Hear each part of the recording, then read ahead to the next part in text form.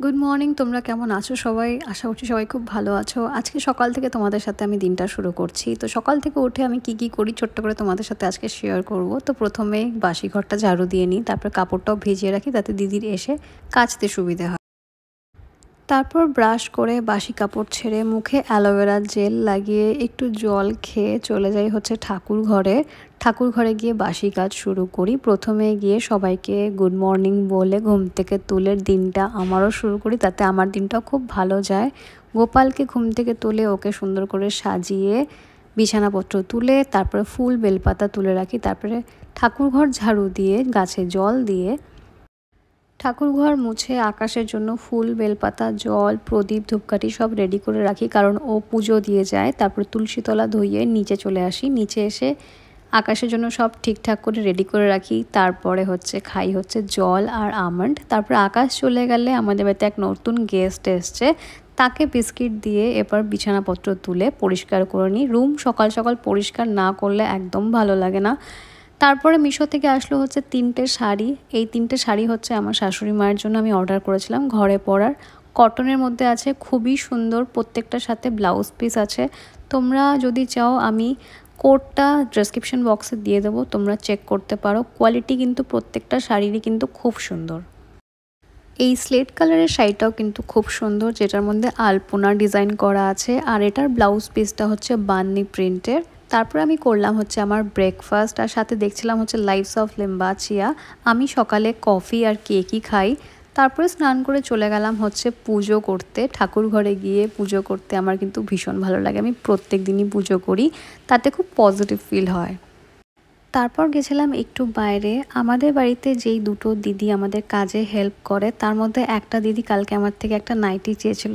আমার কাছে নতুন নাইটি ছিল না, তাই ওর জন্য আমি গিয়ে দুটো নাইটি নিয়ে আসলাম। কেমন লেগেছে তোমরা অবশ্যই জানিও।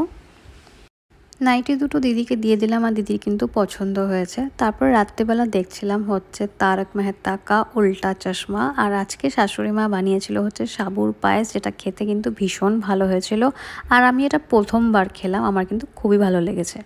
পরের দিন সকালবেলা চলে আসলো বাড়িতে মাছ। আজকে এসছে পমফ্রেট মাছ, ইলিশ মাছ। সবগুলো মাছকে ধুয়ে আলাদা আলাদা করে রাখলাম। আজকে ইলিশ মাছ হবে, আর মাথাটা অন্যদিন হবে। আর সাথে এনেছে 3 কাটা মাছ, আর সাথে হবে আলু পেঁপের ডালনা।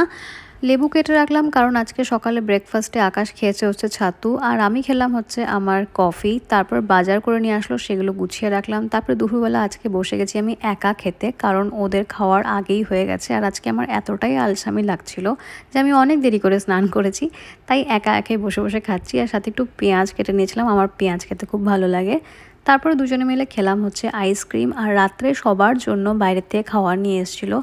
আমরা ঘরে বসে খাচ্ছি, কারণ দেখছি টিভি, আর বাবা মা ডাইনিং টেবিলে বসে খাচ্ছে।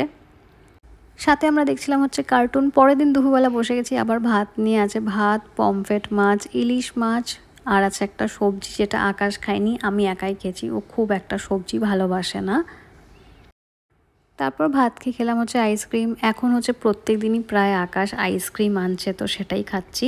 সবাই মিলে খেলাম আইসক্রিম। আর রাত্রে আমরা দুজনেই আজকে আম মুড়ি খেয়েছিলাম। আম আমার ভীষণ পছন্দের একটা ফল, আর আম মুড়ি দুধ দিয়ে খেতে আমার ভীষণ ভালো লাগে।